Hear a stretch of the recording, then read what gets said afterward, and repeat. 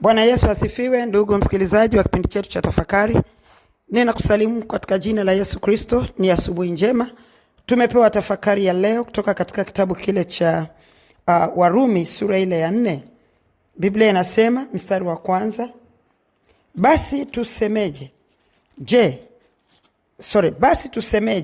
juu ya Ibrahim baba yetu kwa jinsi ya mwili? Basi tusemeje juu ya Ibrahim baba yetu kwa jinsi ya mwili? Kwa maana ikiwa Ibrahim alihesabiwa haki kwa ajili ya matendo yake, analo la kujisifia, lakini si mbele za Mungu. Maana maandiko yasemaje? Ibrahim alimwamini Mungu,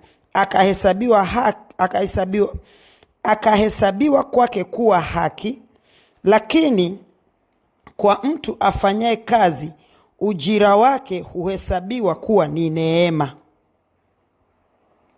Huhesabiwa kuwa ni neema, bali kuwa ni deni. Lakini kwa mtu asiyefanya kazi, bali anamwamini yeye ambaye amhesabia haki, asiyekuwa mtauwa, imani yake mtu huyo imehesabiwa kuwa haki. Bwana Yesu asifiwe sana. Tunamshukuru Mungu kwa ajili ya maneno haya, mstari wa kwanza mpaka ule mstari wa 5. Maneno haya yanatufundisha kuhusiana na haki na neema.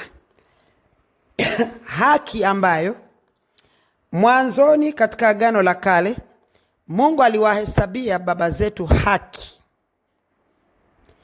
kwa sababu ya matendo ya haki walioyafanya. Na sisi katika zama hizi ama katika nyakati zetu za wakati huu, kanisa, tunahesabiwa haki kwa neema. Neema hii ilifunuliwa. Ilipofunuliwa, nikapokea wokovu. Nilipopokea wokovu, ndiposa nikahesabiwa haki. Neema ilifunuliwa, nikapokea wokovu. Na nilipopokea wokovu, ndipo basi nikahesabiwa kuwa mwenye haki. Kama neema haikufunuliwa, nisingeipata haki. Ingenilazimu niipate haki kwa njia ya sheria, kwa kuitenda haki. Lakini hakuna haki yoyote niliyoitenda mbele za Mungu hata mimi nikapokea wokovu, bali ni ile neema iliyobeba huruma. Neema inabeba huruma. Neema iliyobeba huruma kutoka kwake Mungu, ndiposa ikanihesabia mimi kuwa mwenye haki. Sasa ninapohesabiwa kuwa mwenye haki,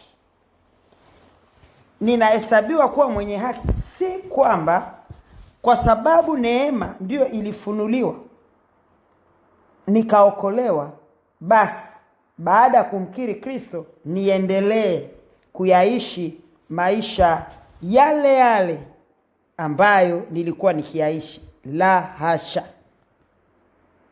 Biblia inatutaka tuenende katika upya wa uzima. Anasema katika Warumi hiyo sura ya 6 mstari wa 4, anasema hivi: basi tulizikwa pamoja naye kwa njia ya ubatizo katika mauti yake. Kwa maana kwamba neema ilifunuliwa kwangu kwa sababu kuna mtu alisimama kwenye nafasi. Kuna mtu alisimama kwenye nafasi iliyobomoka. nafasi ambayo mimi nilitengana na Mungu kwa sababu ya uovu, kwa sababu ya dhambi.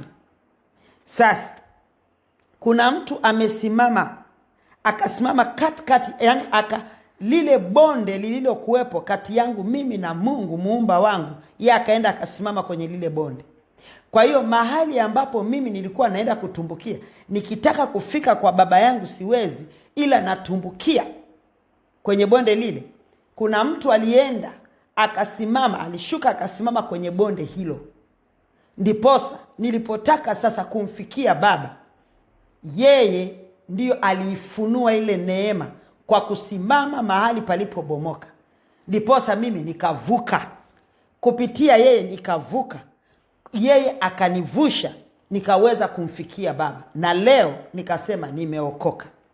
Kwa hiyo anasema tulizikwa pamoja naye kwa njia ya ubatizo. Sasa kushuka kwake Kristo Yesu na kusimama mahali palipobomoka ni katika mateso ya msalaba, katika yale ambayo aliyapitia ili mimi nisije nikayapitia. Akapita yeye, mimi nipite juu yake. Kwa hiyo yeye yani shetani akitaka kuuliza swali, anamuona Yesu hapo kwenye bonde. Akitaka kusema wewe Lena unaenda wapi, anamuona Yesu yuko pale, amekava ile nafasi, ameishika ile nafasi. Kwa hiyo inabidi shetani anakosa maswali juu yangu, anakosa namna ya kunihukumu, kwa sababu Yesu Kristo amesimama kwenye ile nafasi iliyobomoka, iliyokuwa imebomoka na ilibomolewa kwa sababu ya dhambi. Utengano ukatokea kati ya mtu na Mungu. Tuna ushahidi huo pale bustani ya Eden, mahali jambo hilo lilifanyika. Adamu na Mungu walikaa mbali kabisa. Hata Mungu alipokuja kutaka kuzungumza naye, hakuweza kuonana na Adamu. Akawa anasikia sauti yake, na kuisikia sauti yake akauliza, wewe sasa uko wapi? Kwani imekuwaje? Ulikula lile tunda? Je, umetenda dhambi Elena? Mbona sikuoni? Mbona sikusikii? Mbona siuoni uwepo wako? Wewe ni mtoto wangu, wewe ni mwanangu, wewe ni wa kwangu, wewe ni uumbaji wangu, lakini mbona uko mbali na mimi? Biblia inasema kwenye Mwanzo sura ya 6, Mungu akatafuta mtu mwenye haki, akuona, akapatikana Nuhu peke yake, kwa sababu wengine wote walikuwa hawaonekani mbele yake. Kwa nini? Kwa sababu ya uovu uliokuwa umekithiri.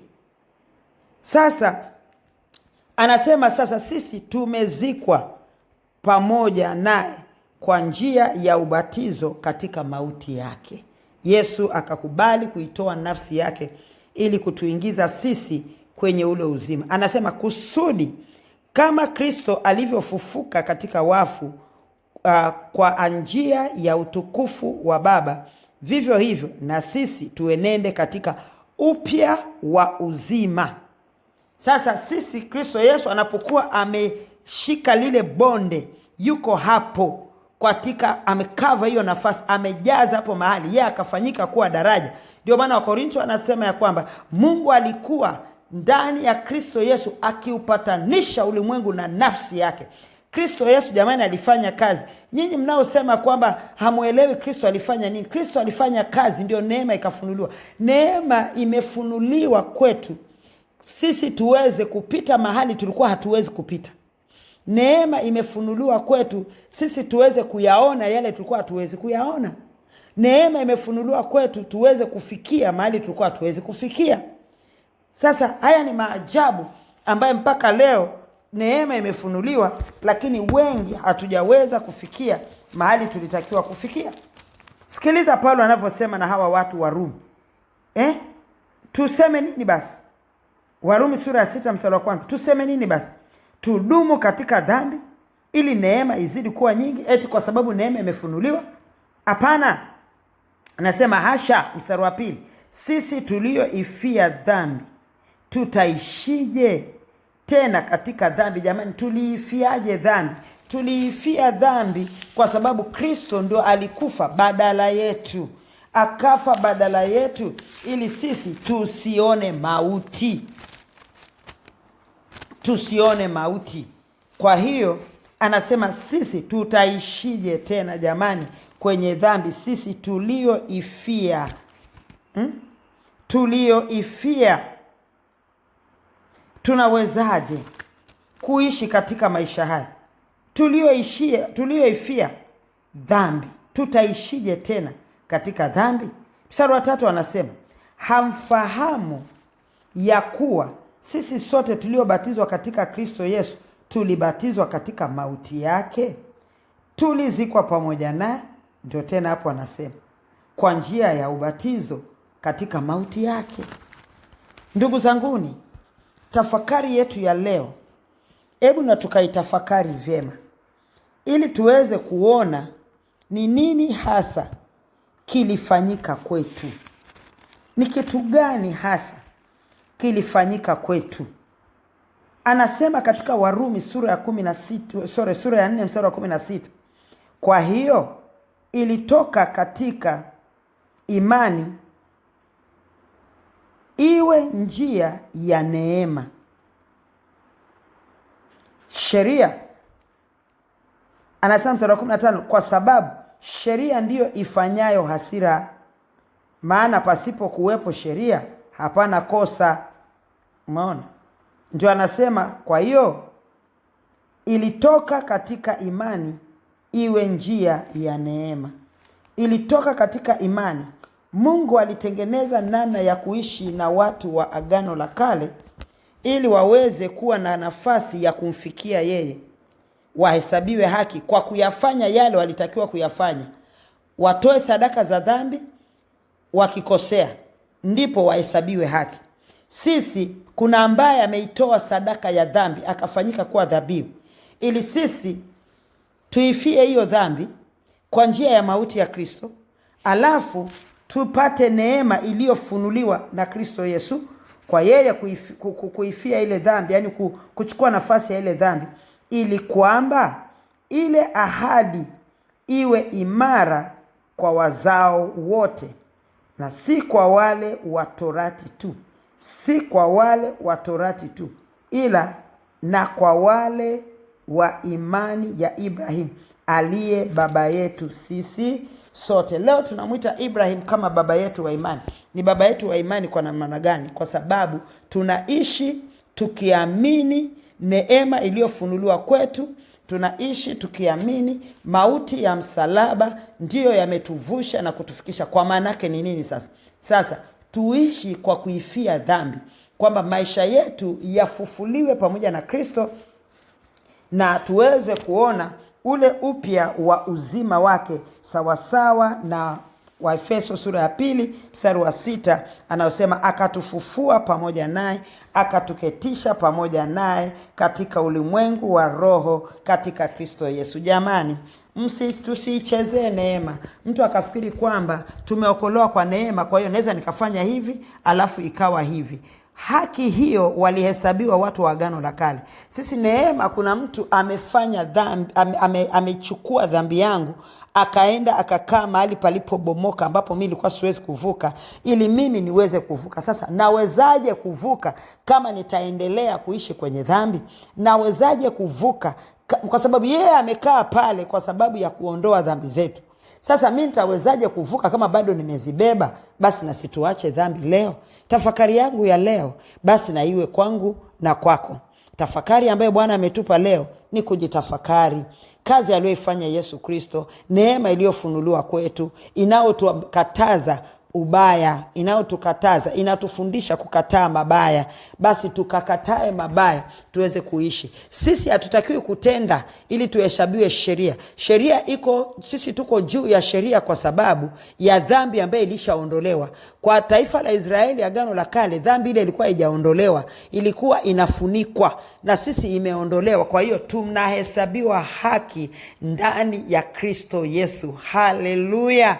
Jina la Bwana libarikiwe. Wewe utendaye dhambi, acha dhambi. Wewe uliokoka unayecheza na dhambi ukifikiri kwa sababu ya neema utaendelea, kumbuka Paulo aliwaambia Warumi kwamba haitupasi kufanya hivyo. Basi inakupasa kutengeneza na kumwambia Bwana nisamee, alafu turudi katika nafasi hiyo. Bwana tusamee katika yale ambayo tumekwenda nayo kinyume na mapenzi yako, na ukatujalie neema ya kuishi katika mapenzi yako, katika jina la Yesu Kristo wa Nazareth nimeomba na kushukuru, na wote tuseme amen.